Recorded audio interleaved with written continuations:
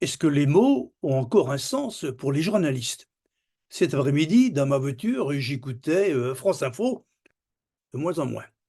Les journalistes à l'antenne parlaient de la politique d'austérité à propos de la décision annoncée hier soir de Bruno Le Maire de réduire nos dépenses publiques de 10 milliards de façon à maintenir notre déficit pour cette année de 4,4%, hein, moins 4,4%, parce que la croissance qui était anticipée il y a encore 6 mois de 1,4%, on l'a révisée, voilà, avec la conjoncture actuelle, à 1%.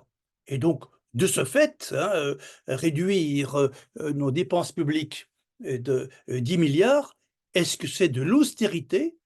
Sachant que pour cette année 2024, notre déficit public reste à 144 milliards.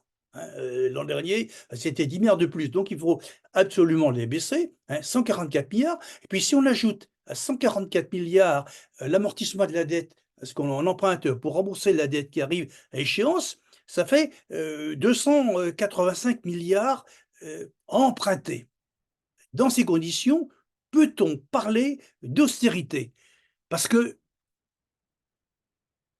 avec 110 de dette du PIB, avec des taux d'intérêt réels qui atteignent à peu près 1%, avec la croissance économique, on voit cette année qui est juste de 1%, et puis avec ce déficit qu'on veut maintenir à 4,4%, notre dette est à la limite de l'insoutenabilité.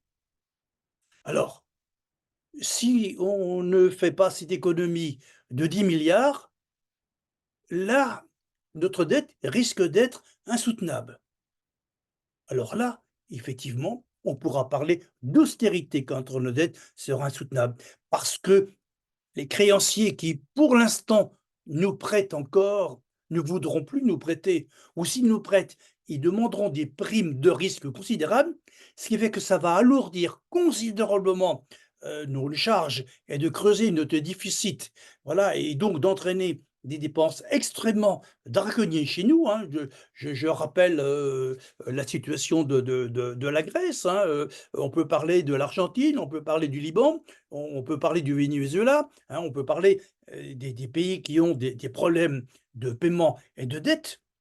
Donc, il faut absolument que notre dette reste soutenable et dans ces conditions, il faut absolument maintenir notre déficit cette année de 4,4 pour essayer d'atteindre en 2027 les 2,7% du PIB. Sinon, elle n'est pas du tout soutenable.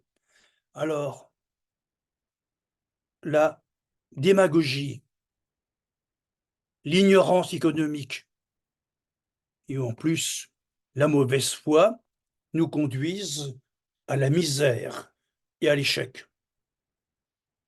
En réduisant notre dépense, 10 milliards, et encore, hein, il reste un déficit voilà, de 144 milliards à financer. Bruno Le Maire nous protège, il faut le dire.